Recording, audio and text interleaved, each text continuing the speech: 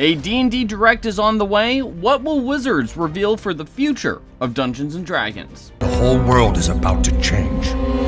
Yesterday, Wizards of the Coast announced it would air a new D&D Direct on August 27th at 9 a.m. Pacific Time over on their YouTube channel. The D&D Directs are basically video presentations about the future of Dungeons & Dragons. They've included a full year's worth of book announcements at the D&D Direct, with last year's D&D Direct covering all of the 2023 releases, and we'll note that the 2023 announcements came a bit late because of the OGL scandal at the beginning of the year. They haven't had a D&D Direct since that 2023 one, so it's been about a year and a half since we've gotten one.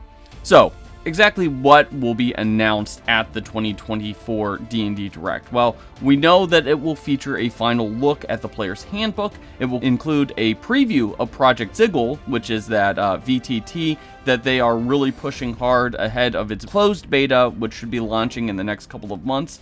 And we'll get a brief look at the Dungeon Master's Guide. At least based on previews, there was actually a page of the Dungeon Master's Guide revealed in the trailer for the D&D Direct.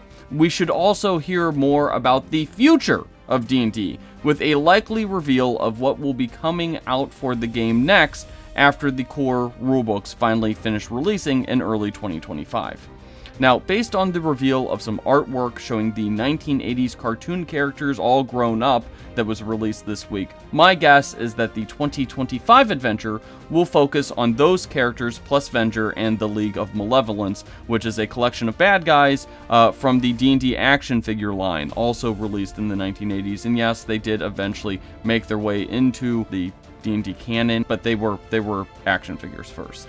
We've also gotten some early details about this adventure. You can actually check out some of our other videos on that. We actually talked to Chris Perkins about Venger and what he's like, and also how there are other adventurers from the real world trapped in the realms. So that's all pretty cool.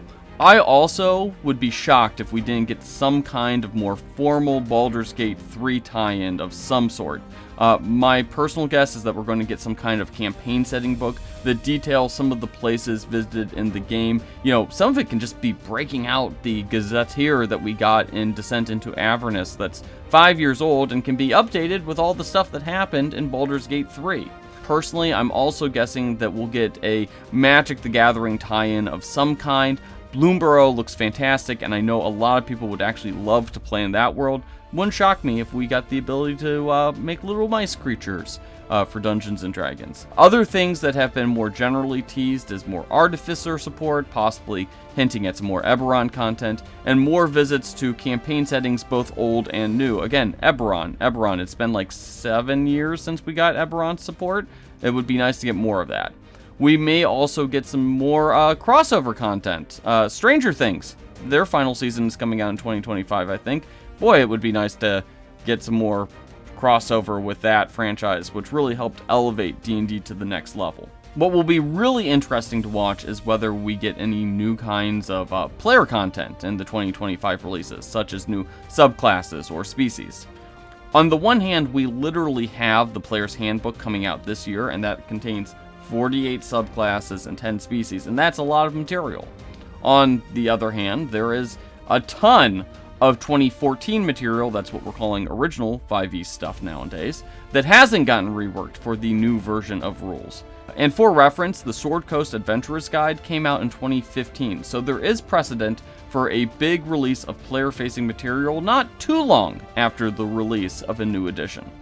Anyways, those are our early predictions of what we should see in the D&D Direct. Let us know yours in the comments, and just wait until next week when we break down all the news after the D&D Direct goes live over here on the character sheet, so be sure to hit those like and subscribe buttons if you haven't done so already.